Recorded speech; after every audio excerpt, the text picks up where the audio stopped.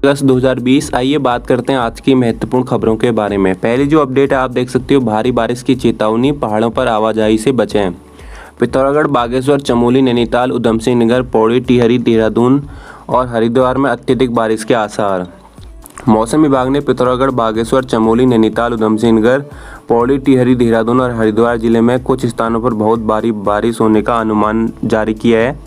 कुछ स्थानों पर बिजली भी गिरने की आशंका है। रेड अलर्ट जारी होने के साथ ही संबंधित जिलों के लिए सावधानी की सलाह देते हुए प्रशासन को आवश्यक सुरक्षा उपाय करने की भी सलाह दी गई है। जी हाँ, 2 दिन का रेड अलर्ट जारी किया गया है प्रशासन की तरफ से। अगली जो अपडेट है वो है बेंगलुरु में फेसबुक पोस्ट पर हिंसा, 300 गाड़ियां फूंकी, 3 की मौत। भीड़ ने कांग्रेस विधायक के घर डीजे हल्ली थाने पर किया हमला, तोड़फोड़, आगजनी। जी हाँ, 150 उपद्रवी गिरफ्तार किए गए हैं। इसमें एसीपी सहित 60 से ज़्यादा पुलिसकर्मी घायल हो चुके हैं। जी हाँ, यहाँ पे बेंगलुरु से न्यूज़ है। आपत्तिजनक फेसबुक पोस्ट को लेकर कर्नाटक की राजधानी बेंगलुरु में हिंसा भड़क उठी। हजारों उपद्रवियों ने कांग्रेस विधायक अखंड श्रीनिवास मूर्ति के घर और डीजे हल्दी पुलिस स्टेशन पर मंगलवार देर रात हमला कर तोड़फोड़ और आग लगा दी। वहीं 300 से ज़्यादा गाड़ियां भी फूंक दी। अगली जो अपडेट है वो है मंदाकिनी में गिरी कार, 2 मरे। गौरीकुंड हाईवे पर हुई दुर्घटना, चालक लापता, 2 घंटे बाद आई टीम। गौरीकुंड हाईवे पर एक स्कॉर्पियो कार दुर्घटनाग्रस्त हो गई, मंदाकिनी में जा गिरी। उसमें सवार एमएससी की छात्रा और एक विवाहिता की मौत हो गई। वाहन और उसके चालक का पता नहीं लग पाया है। मृत विवाहिता का भाई भी गंभीर रूप से घायल हो गया है। उसे इलाज के लिए हायर सेंटर रेफर किया गया है।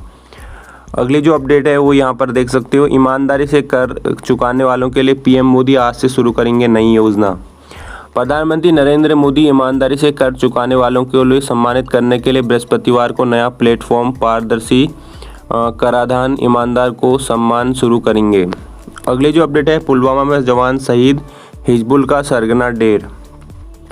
दक्षिणी कश्मीर के पुलवामा जिले में आतंकियों और सुरक्षा बलों के साथ मुठभेड़ में हिजबुल मुजाहिदीन सरगना आज़ाद ललहारी मारा गया। वहीं उसका एक साथी फरार हो गया। मुठभेड़ के दौरान सेना का एक जवान भी शहीद हुआ है। अगली अपडेट देख सकते हो, कोरोना 429 नए संक्रमित, 4 की मौत। प्रदेश में संक्रमित मामलों की संख्या 10,886 पहुंची। जी हां, प्रदेश में कोरोना संक्रमित मामलों की रफ्तार बढ़ती ही जा रही है। दूसरे दिन भी प्रदेश में 400 से अधिक कोरोना मरीज मिले हैं। वहीं एम्स ऋषिकेश में 4 कोरोना संक्रमित मरीजों की मौत भी हुई है। अब कुल संक्रमितों की संख्या 10,886 हो चुकी है। अगली अपडेट पे चलते हैं। अगली अपडेट है, दून के नगर आयुक्त और डीएम को हाईकोर्ट का अवमानना नोटिस। पूर्व में दिए गए आदेश का पालन नहीं करने पर यहाँ पे कारण सहित मांगा जवाब। हाईकोर्ट ने आदेश का पालन नहीं करने पर देहरादून के म्यूनिसिपल कमिश्नर सुशील पांडे और डीएम आशीष श्रीवास्तव को अवमानना नोटिस जारी किया है। मामला देहरादून के परेड ग्राउंड और तिब्बती मार्केट के सामने लगने वाले संडे बाजार का है। इस मामले में दायर याचिका पर सुनवाई के बाद अदालत ने 2 सप्ताह में कारण सहित जवाब दाखिल करने के निर्देश दिए हैं। अगली जो अपडेट है, फर्जी दस्तावेजों में अध्यापकों की नियुक्ति के मामले में मांगा जवाब। हाईकोर्ट ने प्राइमरी व उच्च प्राइमरी विद्यालयों में फर्जी दस्तावेजों के आधार पर करीब 3,500 अध्यापकों की नियुक्ति के मामले में दायर जनहित याचिका पर सुनवाई के बाद राज्य सरकार को 2 दिन के भीतर जवाब दाखिल करने के निर्देश दिए हैं। अगली जो अपडेट है, भर्ती के लिए निकाली गई विज्ञप्ति को निरस्त करें। जी हाँ, यहाँ पे उपनल संविदा कर्मचारी महासंघ ने जिन पदों पर उपनल कर्मचारी कार्यरत हैं उन पदों पर विज्ञप्ति न निकाले जाने की मांग की है। उन्होंने कहा कि सरकार ने कुछ ही दिन पूर्व कर्मियों को सेवा से बाहर करने का शासनादेश जारी किया है, लेकिन दूसरी ओर उनके पदों पर भर्ती के लिए विज्ञप्ति भी निकाल दी है। तो उपनल कर्मियों की तरफ से यहाँ पे महासंघ से नियुक्ति की मांग की गई है। अगली जो अपडेट है, नई शिक्षा नीति पर शिक्षक संगठनों से करें बात संघ। राज्य की शिक्षक संघ ने प्रदेश सरकार से नई शिक्षा नीति को लागू करने से पहले सभी शिक्षक संगठनों से बात करने की मांग की है। अगली जो अपडेट है, पर्यटन के क्षेत्र में स्वरोजगार की संभावना, सरकार दे रही है अनुदान। पर्यटन क्षेत्र में स्वरोजगार की संभावना को देखते हुए सरकार कई कार्यों के लिए यहाँ पे अनुदान दे रही है। वीर चंद्र सिंह गढ़वाली स्वरोजगार योजना में 25 से 33% सब्सिडी भी दी जा रही है। अगली जो अपडेट है, 250 गेस्ट प्राध्यापकों को सेवा विस्तार आदेश का इंतजार। प्रदेश के राजकीय डिग्री कॉलेजों में शिक्षण कार्य से जुड़े 250 गेस्ट और संविदा प्राध्यापकों को अब सेवा विस्तार नहीं मिल पाया है। उच्च शिक्षा निदेशालय ने उन्हें शिक्षण सत्र की समाप्ति के साथ ही 30 जून को सेवाएं समाप्त करने पर ब्रेक भी दे दिया था। अगली जो अपडेट है वो यहाँ पे, पौधों की देखरेख को बनेगा तंत्र सीएम, अपनी विधानसभा में बंटे एक एक पौधे का रिकॉर्ड मुख्यमंत्री के पास। मुख्यमंत्री त्रिवेंद्र सिंह रावत ने डोईवाला विधानसभा में करीब 3 लाख फलदार पौधे बांटे गए हैं। इनमें से एक एक पौधा और उससे लेने वाले व्यक्ति का रिकॉर्ड मुख्यमंत्री के पास है। ये पौधे हरेला के दिन रोपे और पौधों की संख्या से अलग हैं। वहीं मुख्यमंत्री समय बीतेगा तो इन पौधों की सुध ली जाएगी। इनकी कैसे देखरेख हो रही है इसके लिए एक तंत्र भी बनाया जाएगा। अगली अपडेट पे चलते हैं।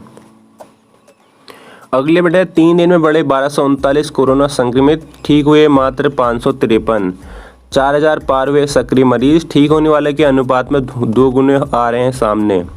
जी हाँ, प्रदेश में ठीक होने वाले कोरोना मरीजों की तुलना में 2 गुने से अधिक संक्रमित मिले हैं, जिससे प्रदेश में सक्रिय मरीजों का आंकड़ा 4000 पार हो गया है। 3 दिनों में 1239 संक्रमित बढ़े हैं और 553 मरीज ठीक हुए हैं। अगली अपडेट है, बिना केमिकल सैनिटाइज होगा सामान। तो राज्य के एक स्टार्टअप ने कोरोना वायरस से बचाव के लिए माइक्रोवेव की तरह एक ऐसा सैनिटाइजिंग बॉक्स तैयार किया है जिसमें बिना केमिकल या अन्य तरल पदार्थ के इस्तेमाल के बिना ही सैनिटाइज किया जा सकता है। अगली जो अपडेट है, 3 कोरोना संक्रमित बंदी भागे। जी हाँ, हल्द्वानी से ये न्यूज़ है। सुशीला तिवारी अस्पताल से बुधवार की शाम बाथरूम की खिड़की तोड़कर कोरोना पॉजिटिव 3 बंदी भाग गए। 2.5 घंटे की मशक्कत के बाद पुलिस ने तीनों को अस्पताल के पिछवाड़े से पकड़ लिया है। अगली जो अपडेट है, ग्रीष्मकालीन राजधानी को मिल रही है तवज्जो। जी हाँ, राज्य सरकार ग्रीष्मकालीन राजधानी को तवज्जो दे रही है। स्वतंत्रता दिवस पर गैरसैंण के विधानसभा भवन में भी तिरंगा फहराना इसी कड़ी का हिस्सा है, लेकिन यह मौसम पर निर्भर होगा। अगली अपडेट है, 9 जिलों में मृत्यु दर 1% से कम। प्रदेश में कोरोना संक्रमित मरीज तेजी से बढ़ने के साथ ही मृत्यु दर भी बढ़ रही है। बीते 2 सप्ताह के भीतर प्रदेश में मृत्यु दर में बढ़ोतरी हुई है। 9 जिलों में मृत्यु दर 1% से कम है। वहीं देहरादून जिले में मृत्यु दर राष्ट्रीय औसत से अधिक है। अगली जो अपडेट है, वेल्डर को अगवा कर भाग रहे 3 बदमाश गिरफ्तार। ट्रांजिट कैंप क्षेत्र में 75,000 रुपये से लेन देन को लेकर कार सवार बदमाशों ने एक वेल्डर का अपहरण कर लिया। सूचना के बाद पुलिस ने घेराबंदी करके 3 बदमाशों को दबोच लिया, जबकि 2 बदमाश फरार हैं। वारदात के 4 घंटे बाद ही 3 बदमाशों को पकड़ने वाली टीम को एसएसपी ने 2,500 रुपये का इनाम भी देने की घोषणा की है। अगली अपडेट पर चलते हैं। अगली अपडेट है, उत्तरकाशी में कोरोना संक्रमित ने तोड़ा दम। उपचार के लिए जिला अस्पताल पहुंचे ग्रामीण की अस्पताल पहुंचने के महज 3 घंटे में ही मौत हो गई। रैपिड एंटीजन टेस्टिंग में उसकी कोरोना रिपोर्ट पॉजिटिव आई। उसके संपर्क में आए लोगों को क्वारंटीन कर उनकी सैंपलिंग कराई जा रही है। कोरोना संक्रमण से जिले में यह पहली मौत है। अगली अपडेट पर चलते हैं। अगली अपडेट है, काशी में संगीतकारों ने रच दिए 4 नए राग। लॉकडाउन में राग शिवमंजरी, गंगा रजनी, अटल कल्याण व सबनमी का हुआ सृजन। मुश्किल दौर में रहा तलाशी। जी हाँ, यहाँ पर जो है काशी में संगीतकारों ने रच दिए 4 नए राग। अगली अपडेट है, सहस्त्रताल की ट्रैकिंग पर गया पूर्व सैनिक लापता। सहस्त्रताल की ट्रैकिंग पर गया एक पूर्व सैनिक लापता हो गया। परिजनों ने उसकी गुमशुदगी की रिपोर्ट दर्ज कर उनकी तलाश करने की गुहार लगाई। अगली अपडेट है, 3 दिनों की बारिश से 311 मार्ग बाधित। 99 सड़कों को खोल दिया गया, कई अब भी बंद है। पिछले दिनों में भारी बारिश के कारण प्रदेश में 4 राष्ट्रीय मार्ग समेत 311 सड़कें बंद हो गई हैं। कई सड़कें ध्वस्त हो गई हैं। 212 सड़कें पहाड़ों से मलबा आने से बाधित हो गई थी। दावा किया गया है कि मंगलवार तक इनमें से 99 सड़कों को खोल दिया गया। अगली अपडेट है, केदारनाथ के बाद मुनस्यारी की आपदा सबसे बड़ी। पूर्व सीएम हरीश रावत ने कहा कि धापा और टांगा की आपदा ने दिल को दहला दिया है। आपदा क्षेत्रों का मंजर मेरे जहन में घूमता रहा है। आपदा प्रभावितों की चिंता में रात भर सो नहीं पाया। केदारनाथ त्रासदी के बाद मुनस्यारी की आपदा सबसे बड़ी है। अगली जो अपडेट है, सीमांत क्षेत्र में संकट, मदकोट में आटा, चीनी, प्याज खत्म। बारिश और भूस्खलन से जिले के सीमांत इलाकों में हालात खराब हैं। धापा, टांगा समेत तमाम गांवों में बेघर हुए लोग पुनर्वास की आस लगाए हुए हैं। इधर मदकोट को जोड़ने वाले 2 पुल टूटने से मदकोट कस्बे में आवश्यक वस्तुओं की आपूर्ति ठप पड़ गई है। दुकानों में आटा, चीनी, प्याज गायब हो गया है। यहाँ 35 रुपये किलो वाला चावल अब 70 रुपये में मिल रहा है। 1 दर्जन केला भी शतक लगाने वाला है। जी हाँ, यहाँ पे सीमांत क्षेत्र में मतकोट में आटा, चीनी, प्याज सब खत्म हो गया है। अगली अपडेट पे चलते हैं। अगली अपडेट है उत्तराखंड में दिल्ली जैसा करिश्मा करने की जुगत में आप। प्रदेश के सभी 70 विधानसभा क्षेत्रों में हर घर तक दस्तक देने की तैयारी में आम आदमी पार्टी। इतने आसान भी नहीं है सियासी समीकरण। जी हां, आपको बता दें उत्तराखंड की चुनावी सियासत भाजपा और कांग्रेस के इर्द गिर्द ही घूमती है। साल 2017 में पूर्व 3 विधानसभा चुनाव में तीसरी ताकत के तौर पर यूकेडी और बसपा ने जरूर उपस्थिति दर्ज की थी, लेकिन पिछले चुनाव में कुल पड़े वोटों में भाजपा को 46.51 और कांग्रेस को 33.49% वोट मिले। यानी बाकी करीब 34 दलों में से हिस्से में 20% वोट आए। इससे जो है 10% निर्दलीय हिस्से के में भी गए। अगली जो अपडेट है, कांग्रेस, वामदल और सपा साथ मिलकर राज्यपाल से करेंगे सरकार की शिकायत। सर्वदलीय बैठक में निंदा प्रस्ताव पारित। राजभवन से मांगा समय, सरकार पर लगाया भेदभाव का आरोप। कांग्रेस, वामपंथी पार्टियां, सपा आदि साथ मिलकर राजभवन में प्रदेश सरकार की शिकायत करेंगे। इन दलों ने बुधवार को संयुक्त बैठक की, जिसमें प्रदेश सरकार के खिलाफ निंदा प्रस्ताव पारित किया गया। अगली जो अपडेट है, अवैध खनन पकड़ने गई पुलिस की टीम को घेरा। नारसन से ये न्यूज़ है। गंग नहर के सकोती घाट के पास अवैध खनन कर रहे यूपी के कई लोगों ने बीती शाम अवैध खनन पकड़ने गई नारसन पुलिस की टीम को मौके पर ही घेर लिया और पकड़ी गई ट्रैक्टर ट्रॉली छुड़वाने का प्रयास किया। इस दौरान दोनों पक्षों में जमकर तकरार हुई। लाठी डंडे पुलिस को घेरने आए खनन करने वालों को हावी होता देख पुलिस दस्ते ने अतिरिक्त पुलिस बल मंगाकर स्थिति को संभाला। बाद में ट्रैक्टर ट्रॉली को सीज कर दिया। अगले अपडेट है, 200 बेड का कोविड केयर सेंटर तैयार। हरिद्वार से न्यूज़ है। भूपतवाला स्थित दूधाधारी बाबा बर्फानी आश्रम में 200 बेड का कोविड केयर सेंटर तैयार हो गया।